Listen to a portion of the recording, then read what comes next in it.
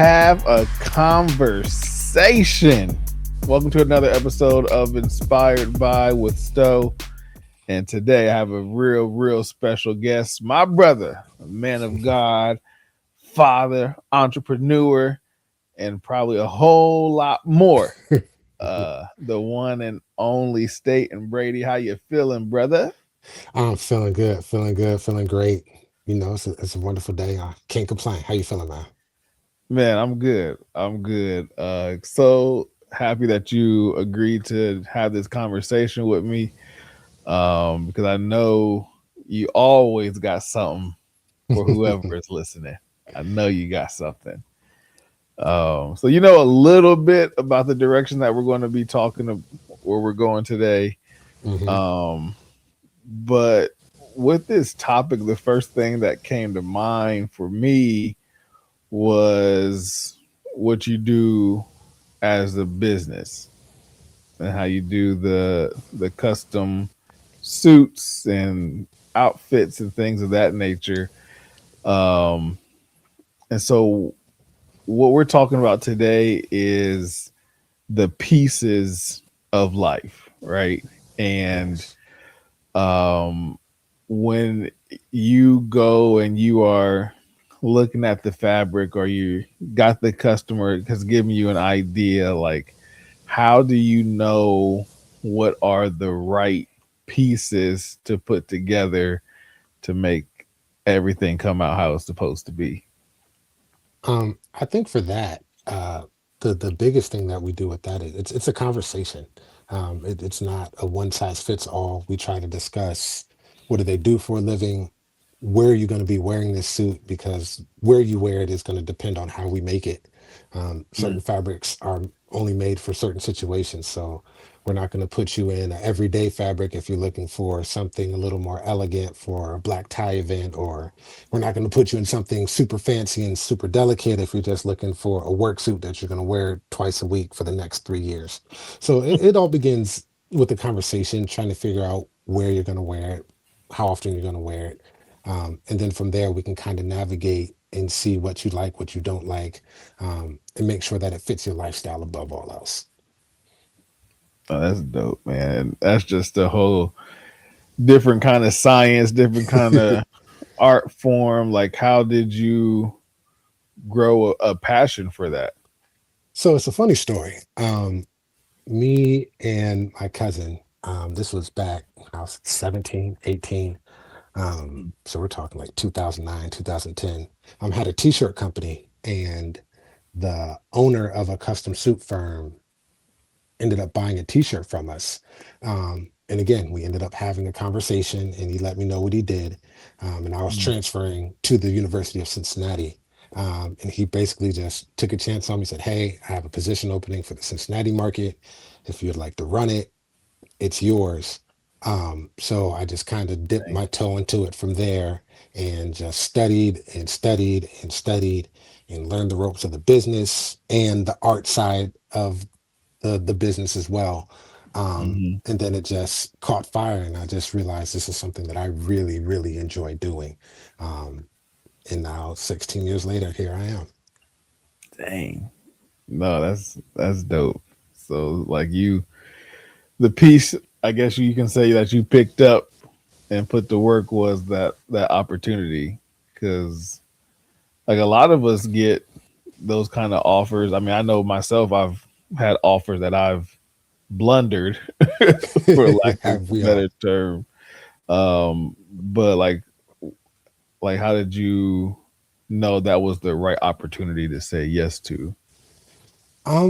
I think it's a combination of knowing who you are and what it is that makes you happy and what it Hmm. is that you're good at. And when you have an understanding of who you are, then you'll kind of understand what fits for you and what doesn't. Um, all throughout the self discovery and knowing yourself and learning what you like, what you don't like, what you're good at, what makes you happy. um, just as you begin to navigate those waters, especially as a late teen, early 20, you'll begin to resonate with what is for you, what feels good to you, what there's really not a way to describe it. It's just like a knowing. Like you'll know, like, all right, this, all right, I'm in my pocket. This is my vein. This is what I'm supposed to do. And as you begin to discover and explore that, then you'll be able to hone that down and specify, like, oh, I'm supposed to be doing this specific thing in this area, not just Mm, in, I'm just not supposed to cook. I'm specifically supposed to be making food for people that struggle with diabetes or something like that. And mm. as you begin to evolve and grow, you'll hone in where you're supposed to be. And that's just essentially how I got to that opportunity. Yeah, no, that's dope. So, switching gears a little bit to the more inspirational side, when you hear the phrase picking up pieces, what comes to mind to you personally? When we're talking about picking up pieces, I think about stages, um, Mm, because there's in everybody's life there's stages. Nothing is linear. We all go through seasons, we go through phases, we go through stages, and mm, each stage does a little bit. It's going to take a little bit, it's going to give a little bit, it's going to build us up in some areas, it's going to tear us down in some. And as I think about pieces, I think of it as a puzzle. Like a mm-hmm, puzzle is nothing but one large one large picture broken down into pieces. And you have stages of the puzzle, of the border, and then you have the inside, and then you have other parts, and it's just phases and stages of life is what I think about when I hear the word pieces. so sticking with your puzzle imagery, what was a season or a time in your life where the pieces seem scattered? Ooh, so when the pieces seem scattered, it would probably be right when we started the business. I Mm, started the business. I felt like I was led. This is what I was supposed to be doing. We started September 2019. mm-hmm, 6 months later, COVID hits, world shuts down. mm, All right, mm, I need some help. God, you told me to start this business to make these suits for these mhm. people, and now the world shut down and everybody ain't wearing suits. So what am I doing? Um, and that was it. It's a challenge. It challenges your faith when you believe one thing and then you see something different. Like when I believe I was meant to create this business, and then 6 months later, COVID hits, and now this natural disaster has pretty much rendered my business absolutely useless because nobody's buying a suit because nobody can leave their Yeah, house. So right. it's Where like, we going? Right. right. So then it makes you question, was I really supposed to be doing this? Was I hearing from God, or was this all from Mm, me?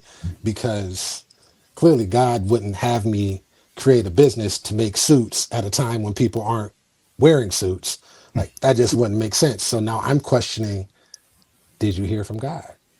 Was this what you were supposed to be doing? Or did you just waste your time?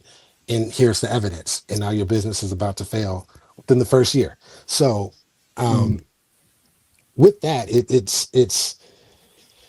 it was a difficult time because it challenged more than just your faith. Because yeah, you had to believe that this is where you're supposed to be, but you also had to challenge yourself creatively. How am I going to market suits to people mm, who aren't wearing suits? How am I getting my brand out there during COVID when people are struggling to get toilet paper and paper towel and masks? And now I'm in your face talking about, hey, you want to buy a $2,000 suit? Like, how do I yeah. navigate and move that, move through that kind of current? So it's just a challenge all the way around. And, you feel like things are falling apart because it is a new business. So it requires a lot of effort and energy on the front end. So you're missing events, you're missing family time, you're constantly looking at analytics and websites and social media and constantly trying to push the brand for something that you don't know is even going to make it out of its first year. So it was definitely challenging on all fronts. Yeah, and I think you kind of alluded to it, but like a lot of times when we're in those scattered situations, um, did did you like understand what was happening, or were you just in survival mode? I ain't even gonna hold you. I was 100% survival mode.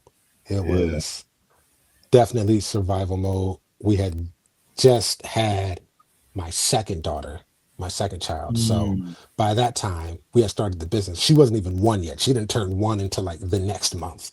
So it's like, mm, okay, I got two kids, got a house I'm trying to maintain. I got to pay bills, and I'm trying to generate income off of a business idea that is essentially useless at this point in time.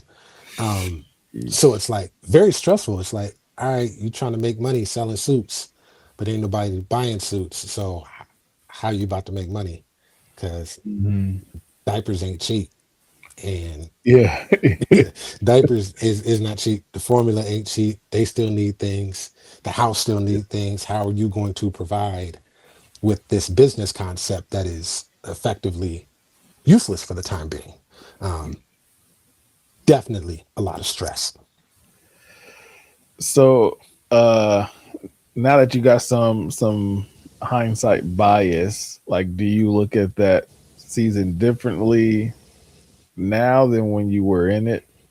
Yes, I definitely look at it different because now there's different scriptures that hit differently now. Like despise not the time of small beginnings. Like that hits Mhm. so much differently now Mm. when you struggling and you doing one suit sale every 3 months and you really had to plug and chug and really grind. Like I remember in the beginning, it was times we would drive to Philly and back same day just to get that one suit sale, or go to Detroit and back same day just for that one suit sale.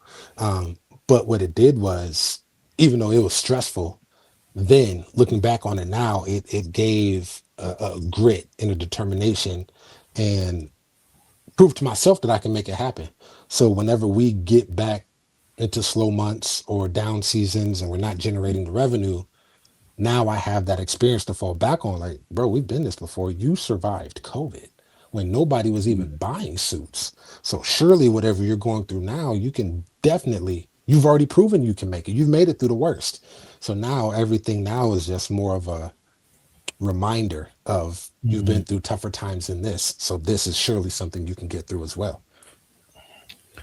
Man, no, that's I mean that's really good because um I it's funny that when you're talking about that, like I remember like talking to you during that time, like, yeah, I'm headed to this city, or I'm headed to that city, or Yeah. so to someone that's not in it, like it seemed like you got it going on. It seemed like it's popping, like, oh dang, you but you're saying these were the necessities just Yeah. to survive. Absolutely. This was, I needed this sale. This was the mortgage, car note, and insurance is due. I have Yeah. to go get this sale. And then Wow. not to mention it's, you got expenses people don't factor in of what it costs to run the business.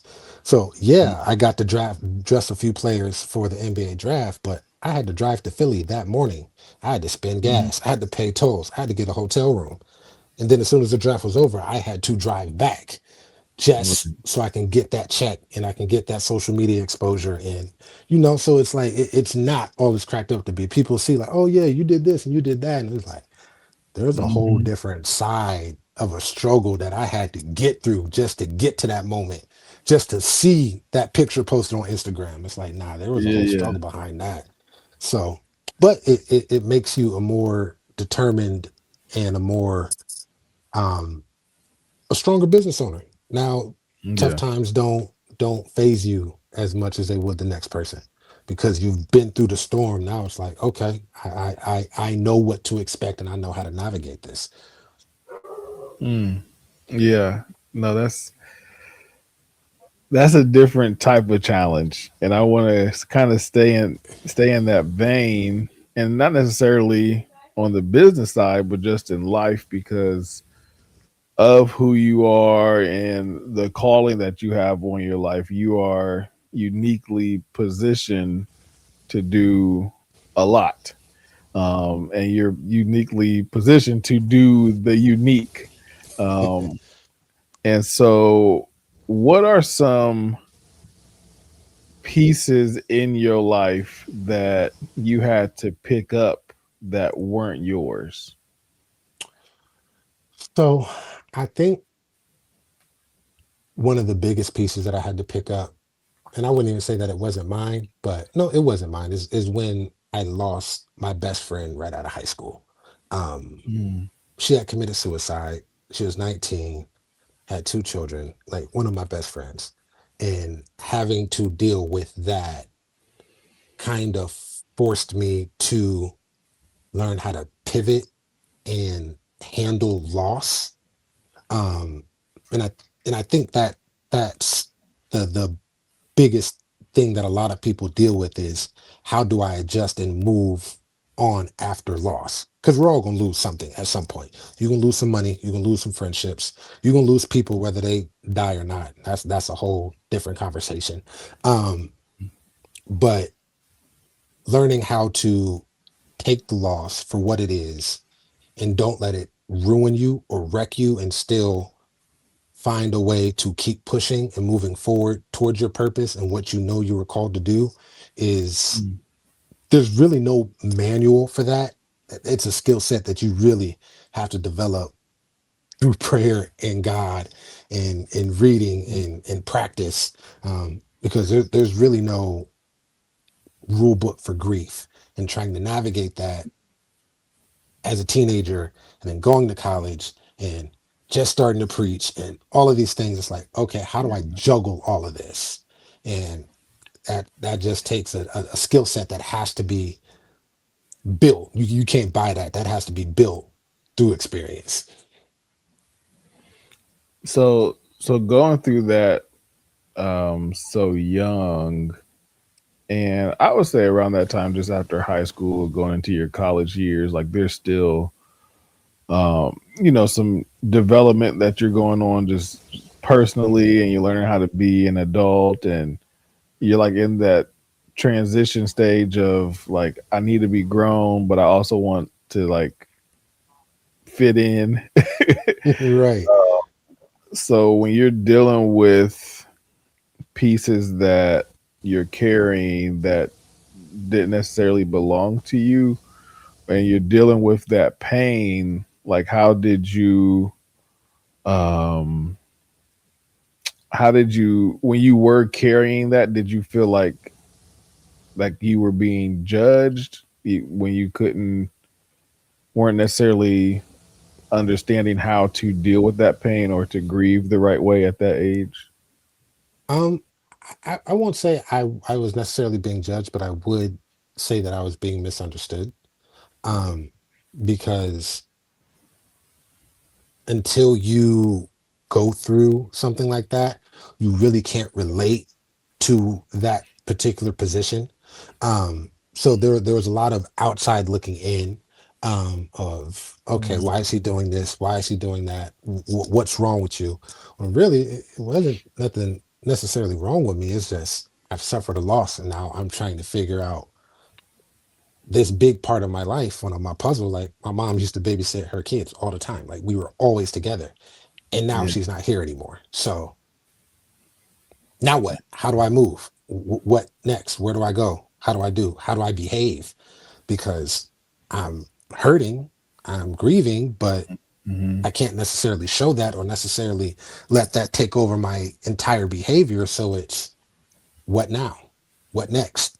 And as you're trying to figure that out, there's people on the outside looking in that could misunderstand certain behaviors or certain Hmm.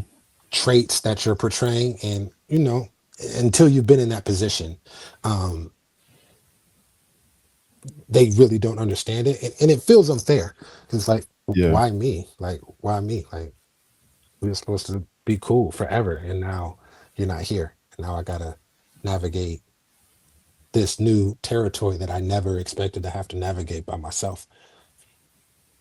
Yeah. So like reflecting on that, like navigating the loss of a close friend, and then being conscious of being misunderstood, but like maybe at the time you can't articulate it to help people understand. And um but like what, so obviously there is, you know, time does help with healing and getting through things, but I'm sure there are some people or some situations during that time of you carrying that weight that you didn't get closure on, or people that misunderstood you didn't apologize. So like how do you heal and either live or get past that? Um, I think the biggest thing with that of dealing with the being misunderstood and understanding that you might not get that apology, you might not get that accountability from so and so, is you have to understand who you are and what you're here to do. And ultimately, that closure doesn't affect your bottom line.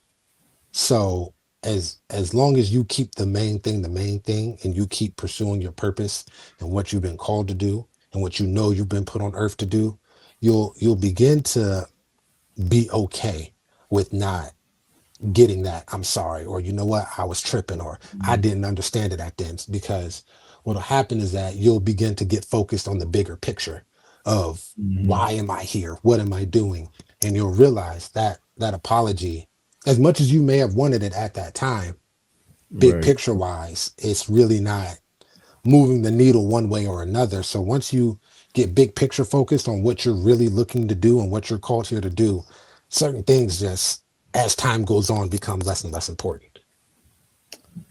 So you mentioned it not affecting your bottom line, and that's a financial term for our listeners and viewers. So, and obviously, I know you're not talking about revenue directly, but what does the bottom line look like in your in life? So in life, the bottom line, I think, essentially is your purpose. What were you called to do?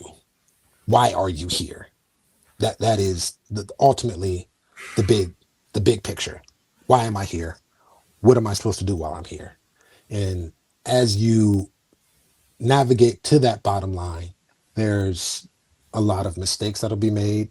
There's a lot of quote unquote line items that you have to go through, relationships that are going to be good for you, relationships that are going to be bad for you. You got to take your losses, you get to take your wins, and all of that, like a puzzle, just all comes together and paints the picture of purpose. Why am I here?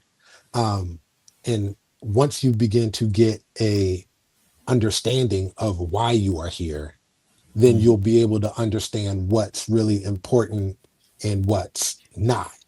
Um, like, for an example, an analogy is like if you're baking a cake and you realize you don't have onion powder and you don't got garlic powder and you don't have no Lowry seasoned salt, even though you don't have it, you understand I'm baking a cake, so I don't need those things anyway. So not having Okay. them doesn't affect me as much because that's not the purpose of what I'm here for. So Yeah. when you begin to take a look at it from what am I here to do, then you kind of get to see of, okay, I need this for my purpose, I need that, I don't necessarily need this, it would be nice to have, but if I don't, I still have this Mm. purpose that I'm here to achieve.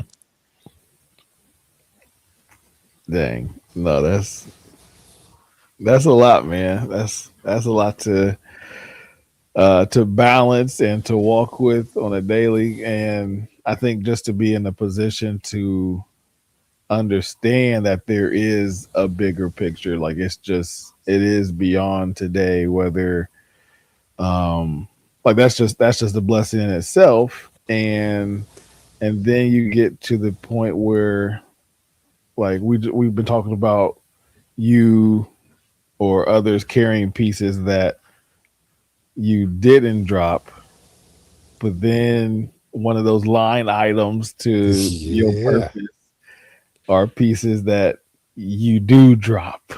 Hmm. So so what is a time in life that you are willing to share that you realize I dropped the pieces?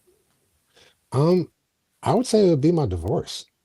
Um, Getting Mm, divorced at a young age. Well, I wouldn't say young age. I was 28 when I got divorced. I was young when I got married. Got married at 23, divorced at 28. mm, 2 years after I had just started the business, I'm getting divorced. Um, yeah. so, and, if hindsight being 2020, I'm in a much mature place to be able to take accountability and say, yeah, this was my fault. I dropped the ball here, here, and here. I wasn't the best husband. I wasn't the best partner.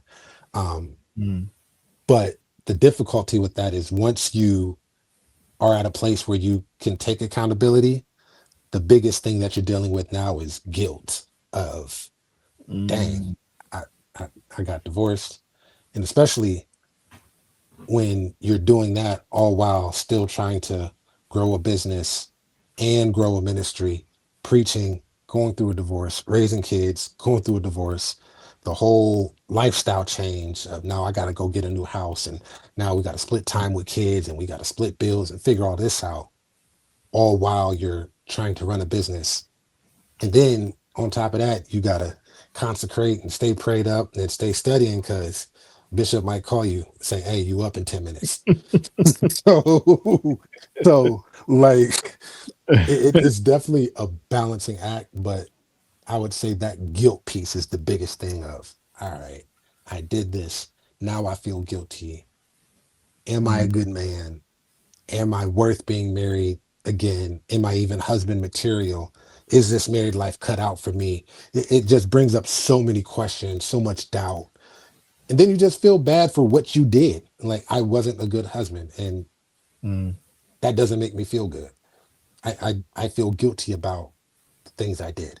So now it's how do you navigate the guilt and move on with your life, acknowledge what it is that you've done, don't repeat it, but don't let it hinder you as well.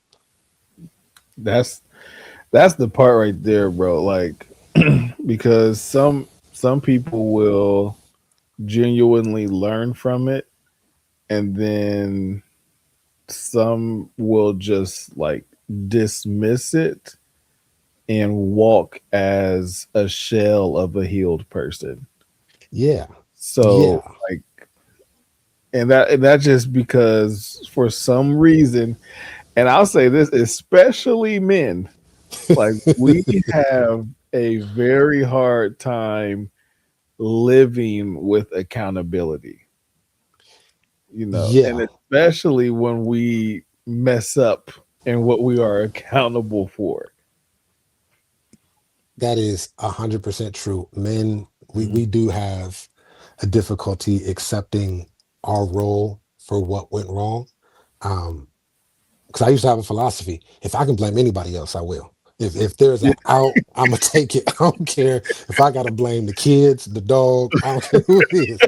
If I can get out of this and blame yeah. anybody but myself, I'm out of here. I am out of here with the hurry upness. Um, but that's men. We will shrug it off and find every other reason except for us as to why X, Y, and Z went wrong. Um, and I Bro. think you really can't learn and grow from it until you finally get to that place of Mm, no, this is what I did wrong.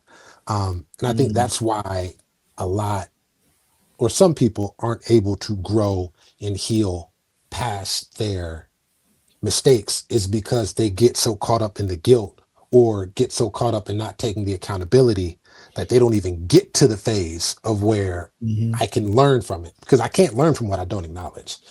I, I can't, if I Dang, don't acknowledge dang. what I've done, I'll never be able to learn from it. And a lot of people get so caught up in either I can't acknowledge it or I Mhm. acknowledge it and dwell on it, and now I can't move past it. So it's Mm, definitely a balancing act to where, okay, mhm. it happened. I didn't like that it happened.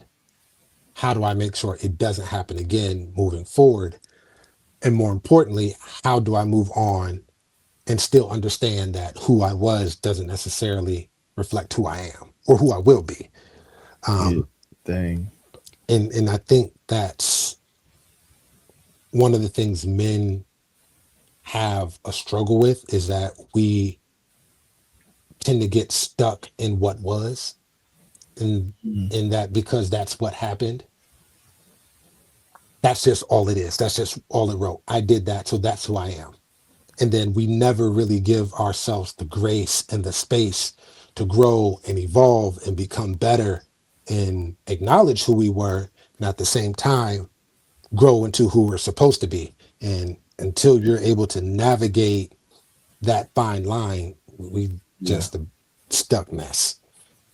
Bro, because I feel like with you saying all this, I'm thinking like there ain't too many people that teach you how to live past your 20s.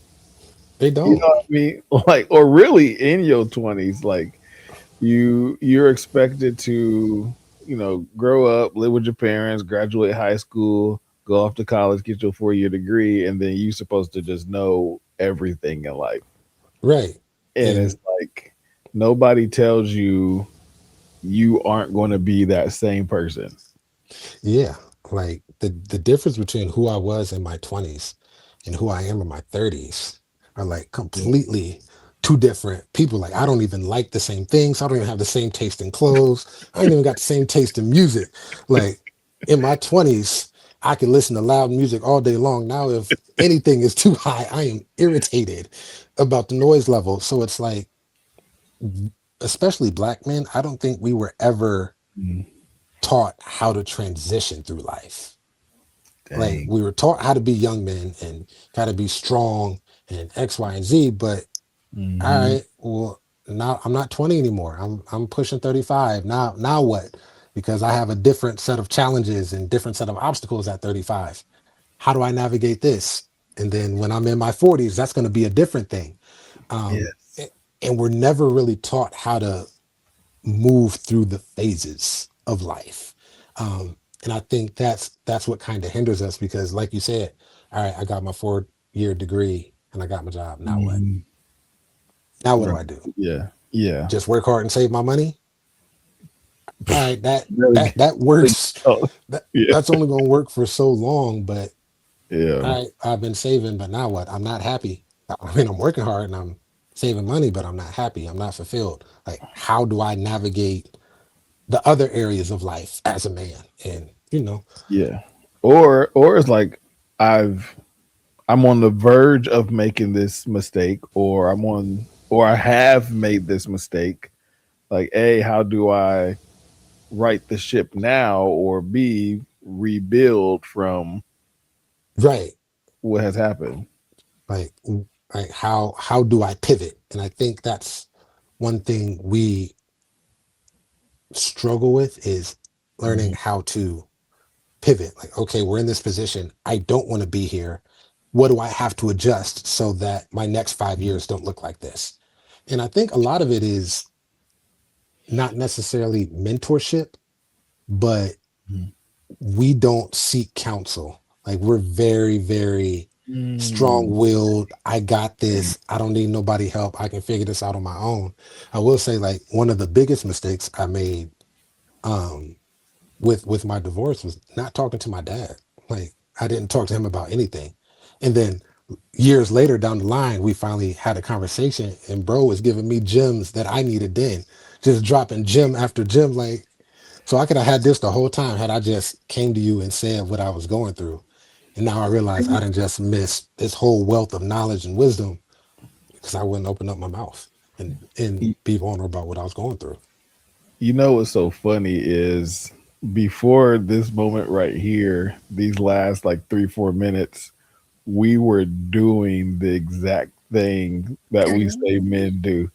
Like we Mm, were not taking accountability because you just said we should seek counsel, and we ain't talking about none of that. We put it right back on us, and it's right. like we messed up. We do this. Don't nobody teach us nothing. Don't nobody mentor us. Don't know. Like, and it's like, bro, are you even doing your part to help people help you? Exactly. It's Uh, people aren't yeah, mind readers. They don't know what you're going through unless you tell them. Um, exactly. and you'll be surprised what like an honest conversation with somebody could do. Like Bro. just a transparent. This is where I am. This is what I'm dealing with.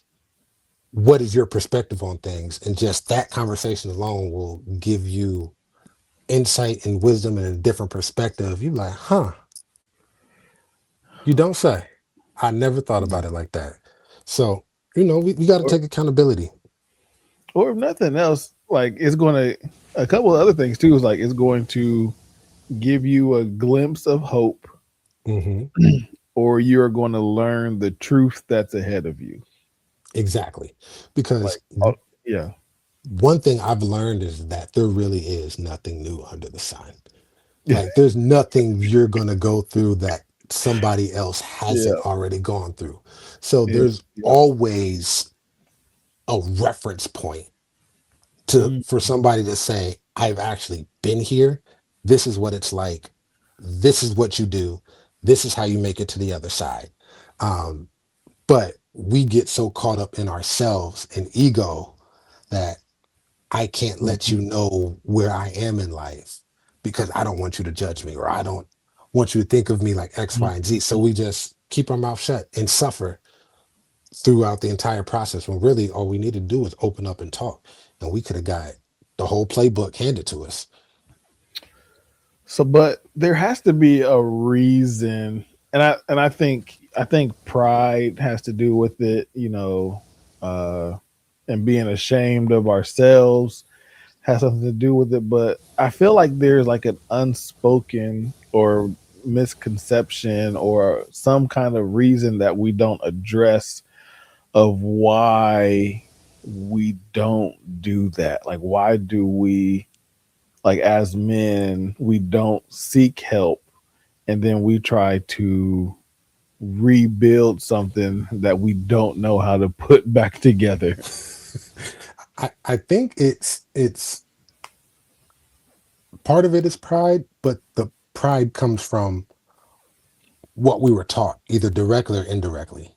Okay. Men, we don't need help. We're men. I'm strong. I got this.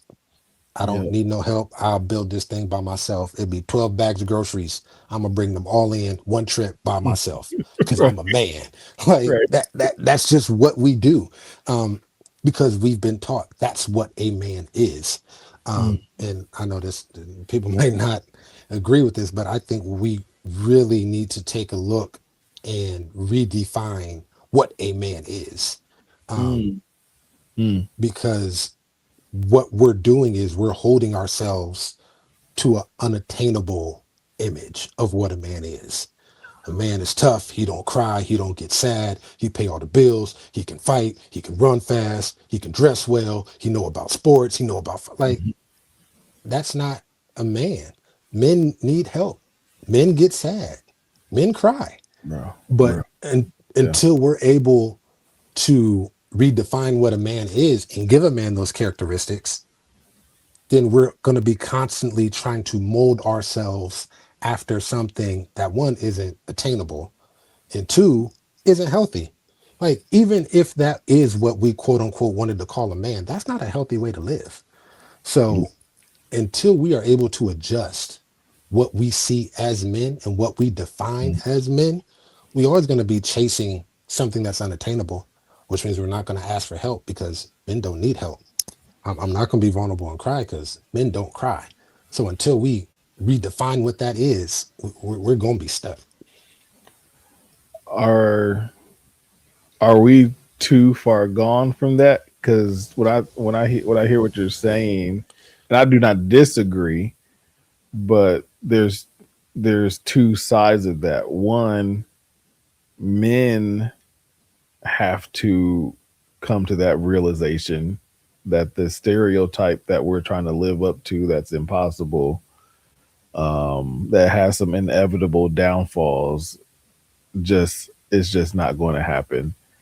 And then on the other side of that is, um like with, like, women and those who surround men, like they have to adapt and learn to that too, because sometimes it's the people around us that will hold us to a certain standard that is not always possible to hold up at a consistent level. Yeah, so I think with that, to answer your question, I don't think we're too far gone. I just think it's going to take consistent positive reinforcement of what it is, not necessarily okay, but to redefine is going to take more reinforcements by those around us. Because if you're surrounded by people who let you know it's okay to cry, it's okay to be weak, it's okay to be vulnerable, you're not less of a man because you needed help with this, or you're not less of a Yeah. man because you couldn't do this by yourself. Um, until we get our surroundings to do that, it's going to be difficult. Not impossible, but it definitely helps. When they say it takes a village, it definitely takes a village, and that's just not raising kids. That's for people in general. It takes a village and a community for us to all get better. So I think we have to encourage each other, be there for each other, positive reinforcements, let each other know, like, all right, bro, it's cool. You can cry.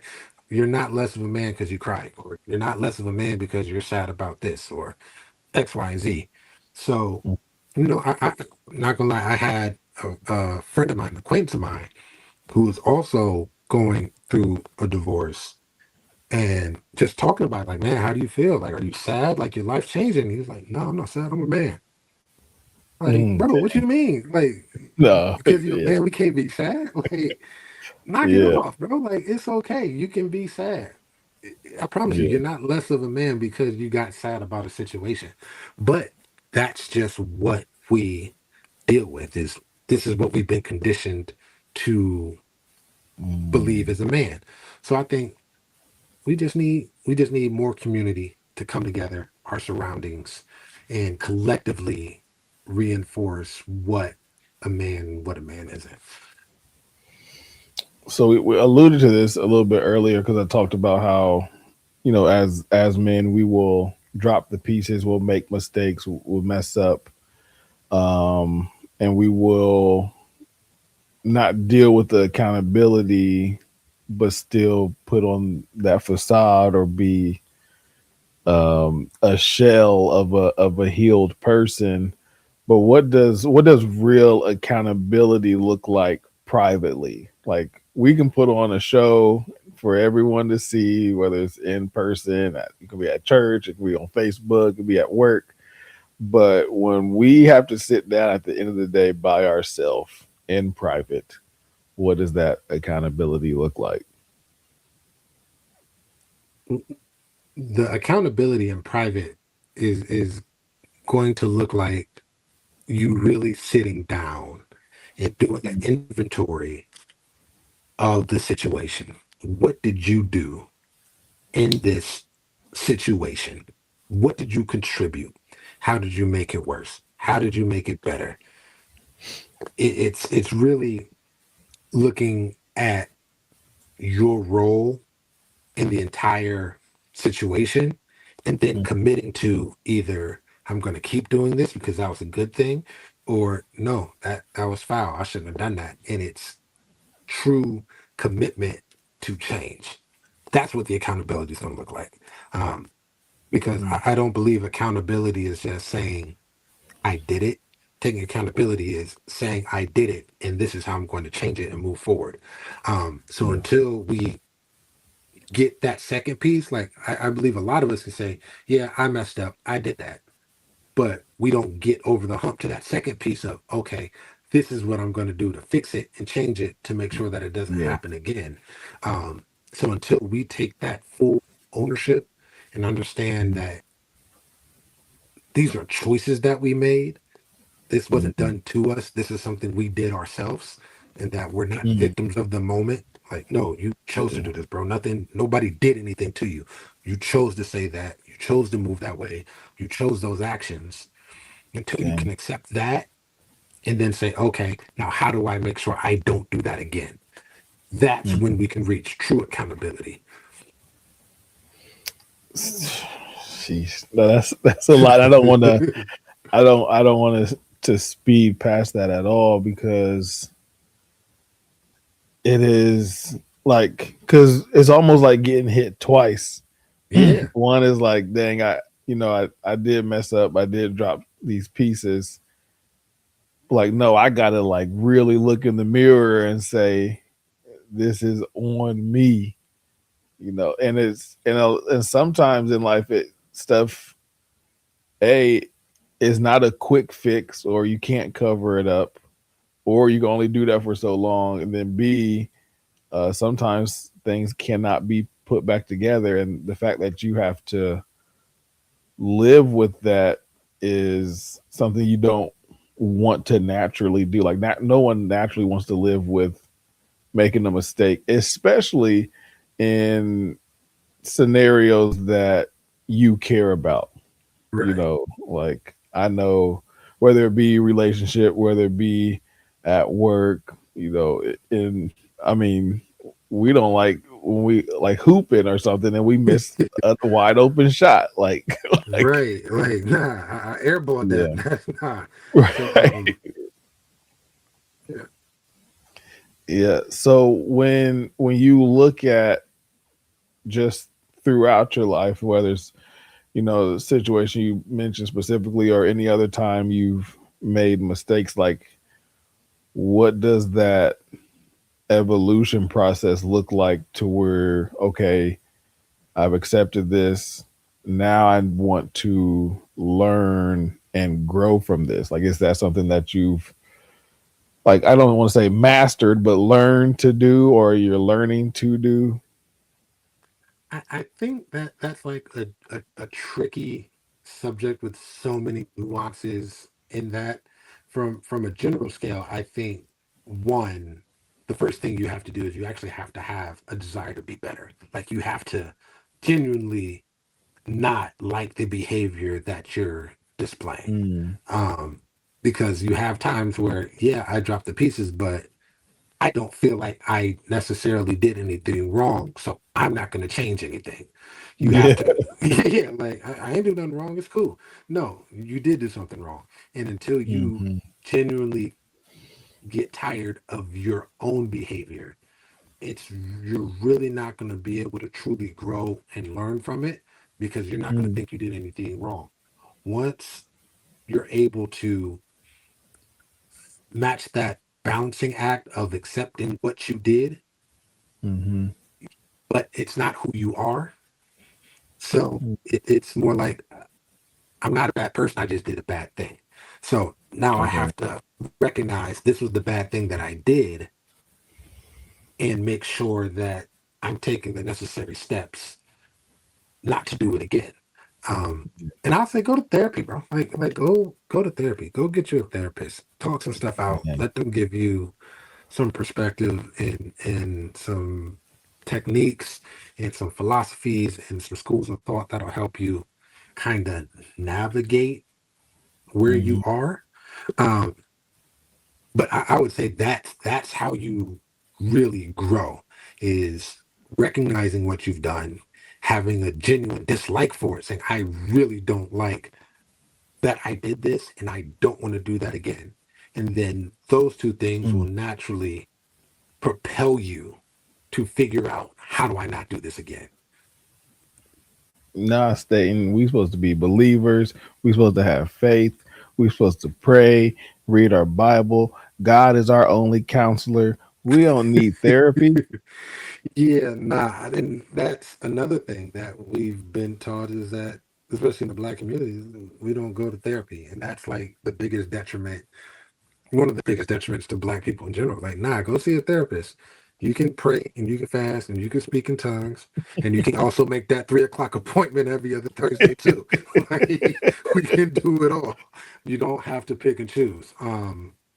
And even better with that, you have spiritual counselors. Like you can go to faith-based therapists who can Mm. not only counsel you from the school of psychology, but also tie in faith with that as well. Yeah. But yeah, definitely go to therapy. Go to therapy. Go to therapy as soon as you can. Even if you're not in a spot where you're trying to grow or do something, it's good to just get some clarity on some things. Bro. And so you have shared a lot and been open, so it's only right that I do the same thing because this therapy topic has been looming in my life for almost the last 10 years. Yeah. Um because me and my wife went through some issues, and she wanted to go to marriage counseling, Yeah. and I was like, and I told her straight up, I said, I'm not about to pay somebody to tell them my problems. Nah, that I don't. Because but the root that was rooted in, I know what I did wrong.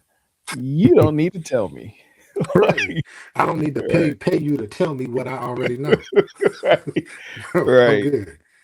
But then even here, um, you know, even recently, just with myself individually, it's like life had gotten to a point where it was like extremely difficult to navigate just thinking through life, because it's like Mm, I felt like I felt like I was in like a security room looking at my life, and I see the big screen and every single camera, on the big screen pointing at the different yeah. areas of my life, but they were all buffering. Can't see nothing. It's just loading. Just Yeah. stuck. Yeah. And I'm just like, where am I supposed to go? What am I supposed to do? Or who's in this area that shouldn't be, or what's over here that is getting, messed up, and it was still hard for me to come to that conclusion of like, bro, like go talk to somebody about that. And Taz is on me all the time about that. Like, she's like, Alan, you don't ever talk to anybody. And I always say, well, yeah, I just need a day or two, and I think on it, assess it, and I Right. and I keep it moving. Let me pray But about it. It'll be all right. bro, yeah, yeah, and I don't know. I do know, but I guess I am nervous about wasting my time, because Right. I would just hate to go through it and it not work. I think I'm at like that stage, like, okay, Right. I don't because want to I waste even my do time with that. this. Yeah, I mean, I even do that. Unfortunately, with my physical health, like because I'm so particular, because I don't like if I get hurt or I get sick, which is rare. You're not going to see me at the doctor, No. because my least favorite thing to do or have happen is go into the doctor and they just say, "Oh, just take some Tylenol and drink some water." Like, bro, I don't need to go to medical school for 8 years to figure Right. that out, I was and already neither doing did you. that before I got here. Right, right. So I would hate to go to a therapist and they just be like, "Take a deep breath. It's going to be all right." No, it isn't, because I'm right here talking to you. And how many deep breaths you think I got left in me? Right. You know how many times I done counted backwards from 100 already? Quit playing with me. Like, no, that is not the answer. But what I Right. will say is if you find the right therapist, and I will say it is sort of a trial and error Mm-hmm. situation. Because not every therapist is for you. I tend to say go to a therapist that is of your ethnicity and your gender. Because Mm, black men is okay. just easier to talk to black men. I did have a white woman as a therapist. Nothing was wrong with her, but she was a white woman. So just certain cultural differences that she didn't quite understand. I Her know I know perspective. exactly what happened. You went to therapy and then you got home and watched Dr. Umar video. My sister, see, why did the black man do that? And it's like, see, why couldn't we talk to, see, why couldn't you give me that? Um, Dr. Umar, ooh wee. So Bro. yeah, so I mean, if you can find like a black man as a therapist that can not only Mhm. relate to you being black and you being a man, the conversation tends to flow a little more easier. And there's Mhm. just certain things that don't need to be explained. Like when I had my Caucasian therapist, I felt like I was doing a lot of explaining as There's a far cultural as disconnect. exactly. But when you got that black Yeah. man, I could just hop right in and tell him what was going on, and he didn't need the backstory or understand why that was an issue because he black, he Mm. already knew what it was. Um, Yeah. but you know, and they're really gonna make you like think about where you are and where you want to be and really give you the tools to build your own path there. Mhm. I think a lot of people have a misconception that therapist is going to build a bridge for you and get you from point A to point B. And some might, but for me, Yeah. mine, like, okay, this is where you are. This is where you want Mhm. to be. Now I'm going to give you the Mhm. tools and let you build your own bridge there. Um, Dang. Okay. because everybody's process looks different. You're this kind of man, you want to be that kind of man. Well, everybody's path to that isn't going to look the same. So I'm just going to give you the Mhm. tools and let you build it yourself. And I think when you do that, it makes for a more lasting, it works better. It sticks because you're not forced into a certain type of therapy, or you're not forced into a certain type of thing to become who you want to be. You get to do it your way. And when you do it Mhm. your way, it tends to last because you're not performing or being somebody you're not. You're growing and evolving, but you're still being you at the same time. So therapists is definitely help you with that. Yeah, man. Yeah. Well, you got me thinking more and more. We wasn't even supposed to talk about that. That ain't it. That ain't in my script right here. Ain't nothing. Right. but but no, I think. I mean, it just ties into everything that we're talking about. Like, none of us clearly are perfect at all, Not at all. and all of us are going to make mistakes, and a lot of us have made major mistakes that we weren't properly guided on how to navigate. And it all started because we didn't open our mouth and say that we made a mistake. Pretty much. We weren't Yeah. able to acknowledge it. And so before we wrap everything up, like what would you say to someone who feels like their life is in pieces right now? I would tell that person that if you feel like your life is in pieces, whether you dropped them or whether somebody else dropped them, Mm-hmm. the pieces all work together. It's all working together. There's a big picture being played, and you can't get focused on any one piece. Um, Mm-hmm. Stay in touch with God. Stay praying that He reveals how does this fit together, and trust Yeah. that He has a plan for everything in your life, every piece, the broken ones, the pieces you drop, the pieces the other people drop, it's all going to come Mm-hmm. together. And don't dwell on just any one piece, because if you dwell on a piece, you'll miss the big picture. Um, so that'll be my advice. Just don't dwell on that one piece and pray, pray, Bro. real good. Yeah, because we tend to get stuck after that mistake or Yeah, after those hardships. But if we just make up in our mind that life is not ending right here, like we just got to keep striving forward to that next step to make sure the pieces fit or the yeah, pieces are going to be or find the right pieces that do fit, and make sure that we're trying to put together the right picture.